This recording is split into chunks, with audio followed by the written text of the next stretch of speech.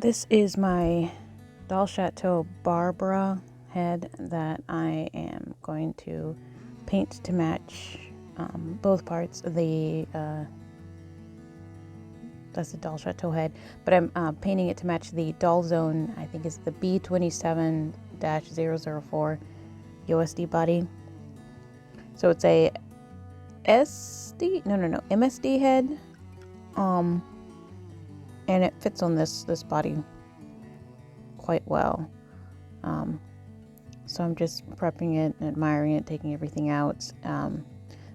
First step that I'm doing here, this whole process is I'm still trying it out since the first doll that I did like this, but it's one thing I said, the surface that I'm using to paint on, I find using tinfoil is better because it's not as sticky. I'm gonna find a better way to do it.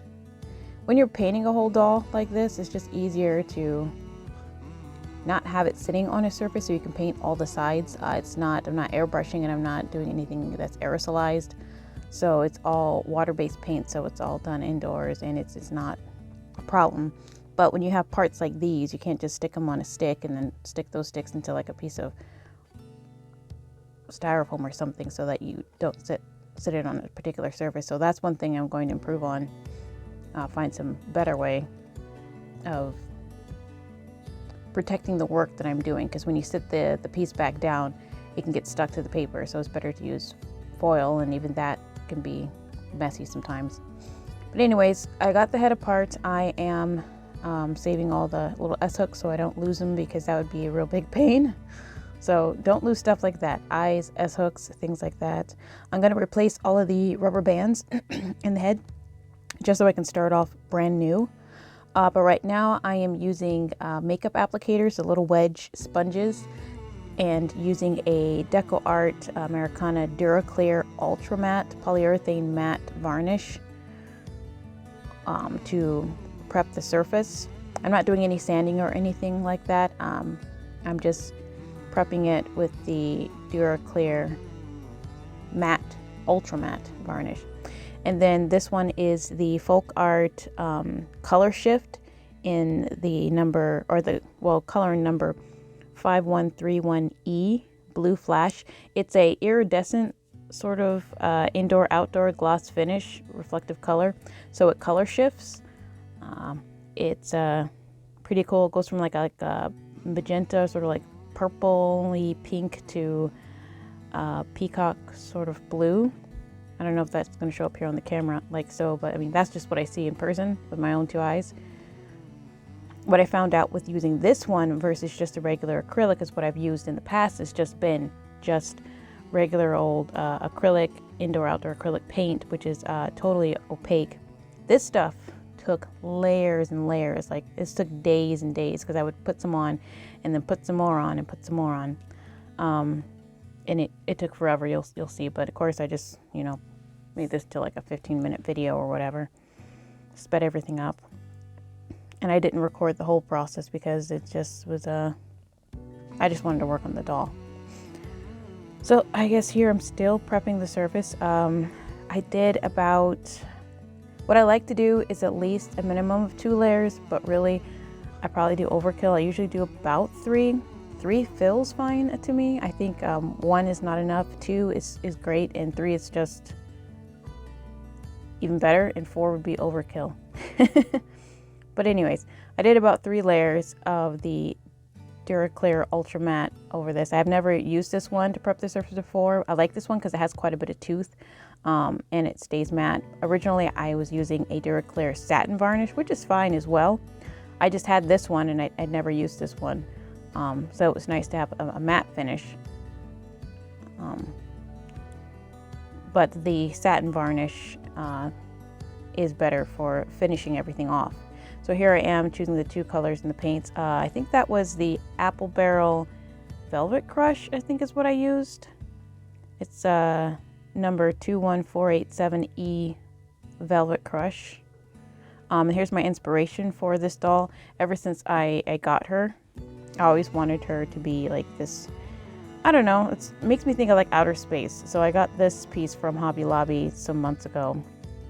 And I liked the iridescence in it, and I've been wanting to paint a doll inspired by this, and that's going to be part of something that she wears. I don't know how I'm going to incorporate that into the character, but these are the two colors that I had that I felt looked the closest to that piece, that sort of oil slick, iridescent piece of jewelry. And let's see, what else am I doing here? Apparently nothing. Or maybe I'm preparing my paints. I don't know. I'm wearing gloves, I can see that. Gloves, I would highly suggest when doing this stuff, because I don't like to wash my hands a whole bunch because I have paint all over it, or the varnish, which is also water-based. It's a polyurethane matte varnish, but it is water-based. It's just annoying, and it's wintertime when doing this, and my hands can get really dried out. My nails are just really brittle right now due to, I guess, just the weather, because it's just, I don't know, or maybe I'm not drinking enough water, or it's a combination of all those things, probably. But yeah, washing my hands again and again, going back and forth and working on the project, letting it dry, coming back, putting on another layer is annoying. So gloves it is. So let's see, I guess I got my paints prepared, or do I? Yeah, okay, so I'm starting to sponge it on. So when you start sponging it on, you just dab some on and you just dab it on until it looks quite even. This is the best sponge I found to use for this. It gives it the most even finish. It's just, I don't know, it's just the best. I can't imagine using any other instrument like besides a brush can be useful depending on what you're doing. I haven't found much use for a brush unless you're doing some sort of line work or design. But if you wanted to get something that looks nice and even, then these makeup sponges, these little triangle wedges, are the best. I had to restock up on these. After this project, I used so many. I was like, oh crap, I'm getting low. I still have other dolls to paint. I better buy some more. Surprisingly, I couldn't find any at my local Walmart where I usually get them, so I had to go online to even find them. But yeah, this head is really cool. It's really neat, and it has all the decorations. It's a little ornate. But like I said, you see how what do you call it, seafoam, aqua green, or whatever it is? It looks extremely green when I first put it on, and I was sort of like, why does it look this way? And then I thought, you know what? That's why I looked at my sponge. The more layers I put on, the deeper the blue, more blue it's going to come out, and then you're going to have that color shift effect.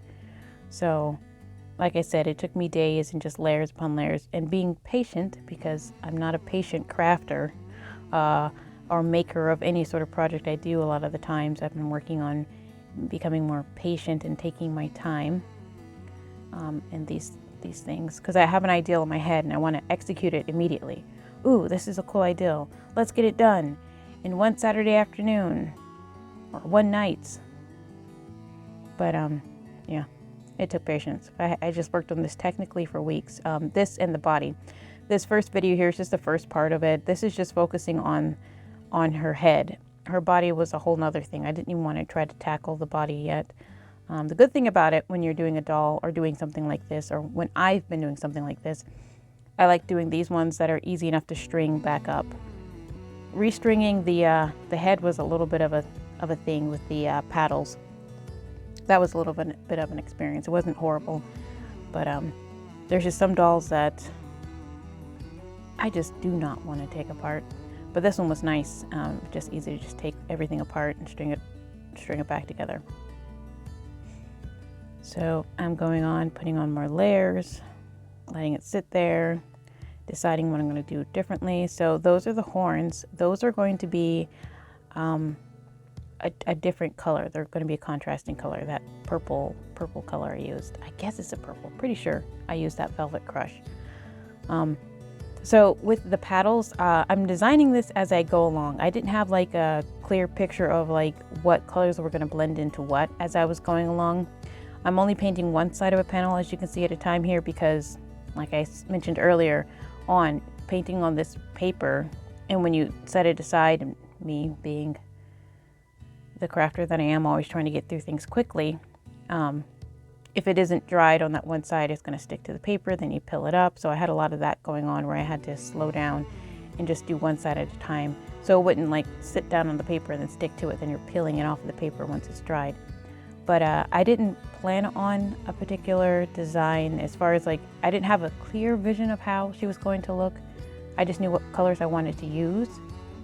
So with these, I thought I might do a little bit of a gradation, but I just ended up just doing them all one color, which you will see in the end. It was only the horns for her head that I ended up painting a contrasting color. So here you can see it, there's more layers on it. It is looking darker, starting to see a little more of that iridescence and the color shift of the paint. And also this does come off, I mean, from a previous project that I worked on, I tested it, it comes off with acetone. It does take off all the layers and it does come off, so. But that's where that prep work comes in, making sure that you're covering your whole surface thoroughly with that Duraclear Ultra Matte, or you can use the Duraclear Satin Varnish. And I would suggest those. I wouldn't really suggest anything too glossy or the like ultra glossy or whatever it's called, because I mean it might not stick as well, whatever kind of paint you're trying to use. But putting on more layers.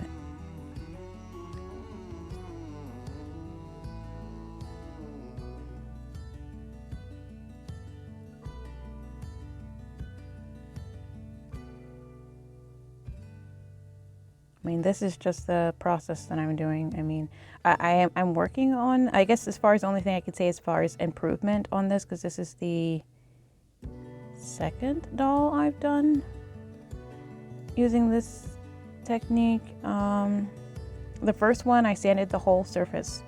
I sanded everything with a very fine grit sandpaper before, and then I washed it, and then I put on the Duraclear Satin Varnish. I don't think that's really too necessary now. I don't think so. It's all just going to be an experiment for the longevity and the durability of the paint finish. This was my answer for myself to not wanting to have to dye dolls or having to be restricted to buy dolls in the different colors that I want, fantasy or not. So hopefully this has a good shelf life when it comes to chipping and the joints and everything. This one actually turned out quite durable, doing the satin varnish on top of everything, putting on 2 to 3 layers when I was done with everything. Of course, that was weeks later after I started this here. But yeah, there's the color I'm using. So this is a contrast with the horns, which was a little difficult to paint. I don't know, it just felt like I was putting too much pressure on them, didn't want to break them. But again, see, sitting it on the paper is going to get stuck to that later, but whatever, I remedy it. It's okay. I'm going to come up with a different method, something I can hang the pieces on or something, some way to suspend them, to not have to deal with that. Certain pieces like this, they don't have anywhere where you can put like a wire or something through them to hang them, like you could the paddles or hands. It's sort of like how the head is, where there may or may not be a orifice or something to, like, I don't know if that's the word, or a hole or whatever through to string it up. Oh yeah, here's the jewels. These are just little jewels, little flat back plastic jewels. These are again in a iridescent, a dark oil slick, sort of dark iridescent, that also matched that piece of jewelry.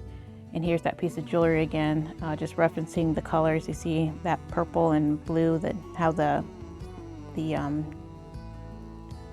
pieces on this bracelet shift back and forth, the color shift in those, which was the inspiration for the color choice for this doll.